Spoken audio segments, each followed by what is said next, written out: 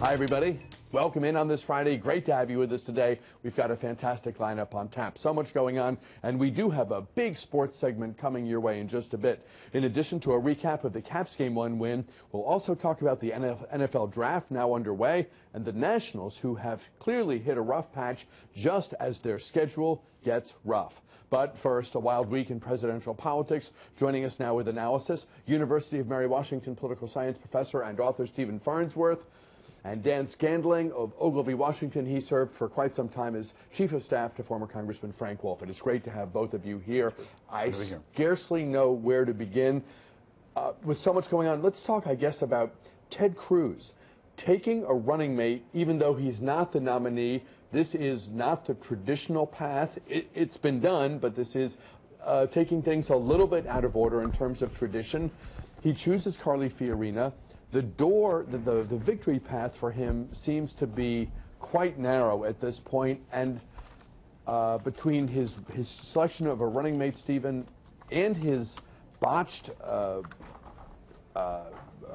partnership with a rival, John Kasich, is getting widely mocked. So all in all, a rough week.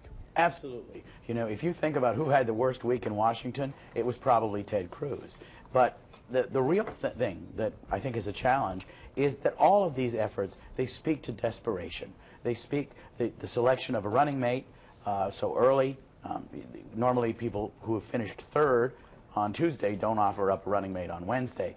But really the real challenge is desperation. The Donald Trump campaign continues to win in delegates. They win in primaries. They win in week after week. And the Cruz people are basically running out of time, just like the Kasich people. But even when they try to make a deal, notice how little they get for their trouble. When you look at the entente, if you will, between Kasich and Cruz, that lasted all of 5 hot seconds. When you look at the selection of a running mate, it was a blip. It was a blip. The next day, you have the Republicans, the Empire, striking back about how Cruz is unelectable from the Speaker, former Speaker Boehner. And Dan, with Donald Trump doing so well on Tuesday, 5 for 5, taking all the Northeast states, including Maryland, that cast ballots this week, we read increasingly over the last 24 hours that the GOP establishment, the so-called elite, are resigning themselves to Trump being the nominee. It's a race to the finish now. Trump's got to do what he's got to do because he's got to win it before he gets to Cleveland, because he's not going to win it if it gets to a second ballot. The Virginia GOP is having its convention this weekend in James Madison. All those delegates are going to go for Cruz. So it's a race now, 2 different strategies, 2 different ways that people are going. Cruz is trying to do whatever he can do to get a bump, to slow things down. Carly Fiorina was clearly a play for California. So 2 different ways, 2 different approaches. And if I were to advise in the Trump campaign, I would stop talking about this is rigged, this is thing. Just win it, baby, and get to Cleveland as the nominee, and then you don't have to worry about anything else. So Donald Trump wins on the first ballot, and presumably the only ballot if we continue on the trajectory we're on, because given the results in all the states that have cast ballots so far, the delegates who are in the hall in Cleveland are bound to vote for Trump independent of their own personal political leanings, because that's what the rules require. But if it gets to a second, then you get into the situation of, well, who's actually there and who do they like in terms of presidential hopefuls? Correct. On the first ballot, they're bound to the state results, which means that Trump would be the nominee. But if it gets to a second ballot, it's going to be Cruz.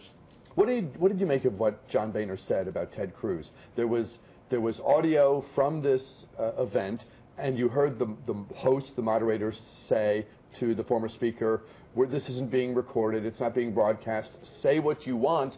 John Boehner then does, and it becomes a story. Well, I guess Lucifer in the flesh is the new insult for when calling someone, comparing them to Hitler just won't do. And so I think what we're looking at here is just a real crack-up within the Republican Party. There's a great deal of hostility to Trump. There's also a growing sense that trying to resist his nomination is futile. And so you have a real problem here. No doubt about it. This convention, the delegates who are selected, as Dan was saying, these are going to be people who like Cruz. They want Cruz. There's going to be a real problem for Donald Trump. If he doesn't win on the first ballot, he doesn't win, seems to me. And that means that you just have to keep winning, as Dan said. The real challenge for CRUZ is how to play this game to limit those victories for Trump going forward.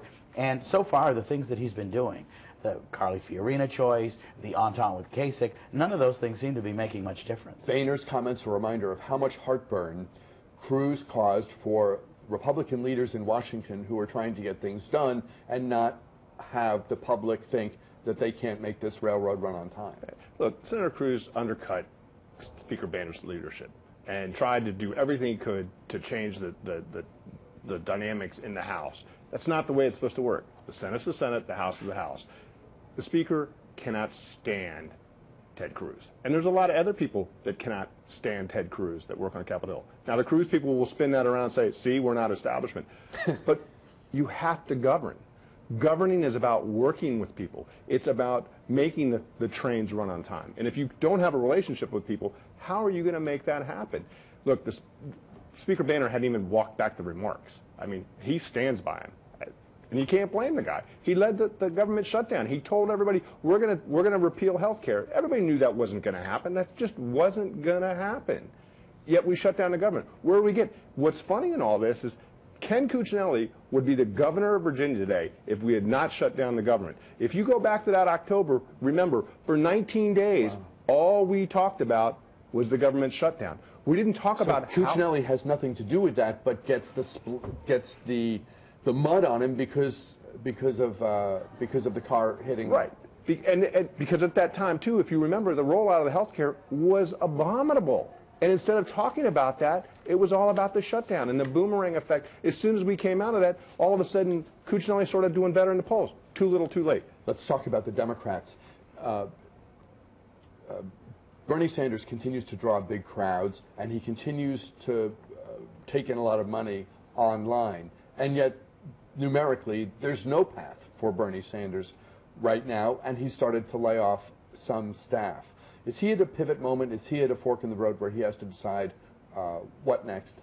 Well, I think that the amount of money that he brings in allows him to compete all the way to California, and my guess is that he will do that. The instruction... Compete in quotes, kind of, because it's about the number of delegates you need, and and it's just not doable for him, is it? Well, it's highly, highly unlikely. But remember, 8 years ago, Hillary Clinton also didn't finish her campaign until she had to. And so I think it makes sense for these candidates to continue to have this conversation and try to shape, with respect to the way that the platform may run, the extent to which Bernie Sanders can push Hillary Clinton in a more liberal direction. I think he still sees a reason to continue to participate in this process. And there are a lot of young people, a lot of enthusiastic Sanders supporters, but this is a reminder that campaigns are not won and lost by the amount of money you raise, nor are they won and lost by how enthusiastic your crowd is at a rally. The question is who turns out to vote, who is ready and willing to show up on election day, on primary day, and that's where Sanders has fallen short. If he does stay until California, Dan, and if he does continue to press the issues that he clearly feels very passionately about, is it important how he goes about this in terms of rhetoric and tone and severity of attacks on the front runner? Yeah, because the Clinton folks aren't going to want him going after her still. They want to change the dialogue. They want to start positioning herself to be running against Donald Trump. They don't want to have to continue to worry about their flanks and what he's saying and having to respond to them. And I suspect behind the scenes they are working every deal they can. What do you want? Do you want a major speech at the convention? Do you want X? Do you want Y? Do you want Z? They want him gone. Because her ability to bring his supporters along remains an open question, absent a full-throated endorsement at some point from Sanders himself. And she's underwater, too. I mean, there's recent polling. She loses to any Republican but Donald Trump or Ted Cruz. She's got her own set of problems that she needs to get onto the general election and solidify her base and those crucial independents. People who could stay, young people who could stay home if they don't feel like the nominees speak to them. Right, but it's very clear that in the end Sanders is going to fall into line. He's made several comments about how Hillary Clinton would be a much better choice than any of the Republicans in the field. He clearly wants to see a situation where the Republicans lose this general election. And so this is not a Ross Perot kind of politician.